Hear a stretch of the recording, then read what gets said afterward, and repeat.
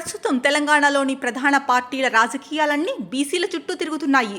త్వరలోనే స్థానిక సంస్థల ఎన్నికలు నిర్వహించేందుకు సిద్ధమవుతున్న కాంగ్రెస్ సర్కార్ ముందుగా కులగణన సర్వే చేపట్టింది. ఆ సర్వే నివేదికను అసెంబ్లీ ముందు ఉంచి బీసీలకు సామాజిక న్యాయం చేసేందుకు అడుగులు వేస్తున్నామని తెలిపింది. ఈ నేపథ్యంలో స్వాతంత్ర్యం తర్వాత దేశంలో కులగణన చేపట్టి బీసీల జనాభా లెక్కలను తేల్చింది తామే అని కాంగ్రెస్ స్పష్టం చేసింది. ఇది తమ చిత్తశుద్ధికి నిదర్శనమని, ఈ విషయాన్ని బీసీలు గుర్తించాలని కోరుతోంది. మరోవైపు కులగణన సర్వే అంశాన్ని ప్రజల్లోకి పెద్ద ఎత్తున తీసుకెళ్లాలని పార్టీ నేతలకు సూచించింది. అయితే కాంగ్రెస్ బీసీ రాజకీయాలకు కౌంటర్ సిద్ధం చేస్తోంది బీఆర్ఎస్. పార్టీలోని బీసీ నేతలతో సమావేశమైన బీఆర్ఎస్ వర్కింగ్ ప్రెసిడెంట్ కేటీఆర్ కులగణన సర్వేలోని తప్పిదాలను ప్రజల్లోకి తీసుకెళ్లే దిశగా ముందుకు సాగాలని నేతలు పార్టీ శ్రేణులకు సూచించారు. అసెంబ్లీ ఎన్నికలకు ముందు కామారెడ్డి బీసీ డిక్లరేషన్లో బీసీలకు అనేక హామీలు ఇచ్చిన కాంగ్రెస్ ఇందులో ఏ ఒక్క హామీని కూడా నెరవేర్చలేదని బీఆర్ఎస్ ఆరోపిస్తోంది.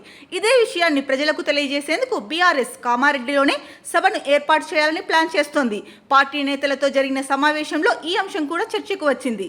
ఈ అంశంలో కాంగ్రెస్కు గట్టి కౌంటర్ ఇవ్వాలంటే కామారెడ్డిలో అప్పుడు ఆ పార్టీ పెట్టిన స్థలంలోనే తాము కూడా ఓ సభను నిర్వహించాలని బీఆర్ఎస్ నిర్ణయించింది. ఈ సభ ద్వారా బీసీలకు ఇచ్చిన హామీలను కాంగ్రెస్ ఏ విధంగా విస్మరించిందనే అంశాలను ప్రజలకు వివరించడంతో పాటు తాము బీసీలకు ఇప్పటి వరకు ఏం చేశాం, మళ్ళీ అధికారంలోకి వస్తే బీసీల కోసం ఏం చేస్తామనే అంశాలను బీఆర్ఎస్ వివరించే అవకాశం ఉందని తెలుస్తోంది. మరోవైపు బీజేపీ ముస్లింలను బీసీల్లో ఎలా చేరుస్తారంటూ కాంగ్రెస్ ప్రభుత్వ తీరును తీవ్రంగా తప్పుపడుతోంది. దీనిపై బీజేపీ పోరాటం చేస్తుందని ఆ పార్టీ నేతలు ప్రకటించారు. కులగణన సర్వేను ప్రజల్లోకి తీసుకెళ్లాలని కాంగ్రెస్, ముస్లింలను బీసీల్లో చేర్చడాన్ని వ్యతిరేకిస్తూ ప్రజల్లోకి వెళ్లాలని బీజేపీ ప్లాన్ చేస్తుండటంతో ఈ అంశంపై తాము కూడా సీరియస్గానే పోరాటం చేయాలని బీఆర్ఎస్ భావిస్తున్నట్లు తెలుస్తోంది.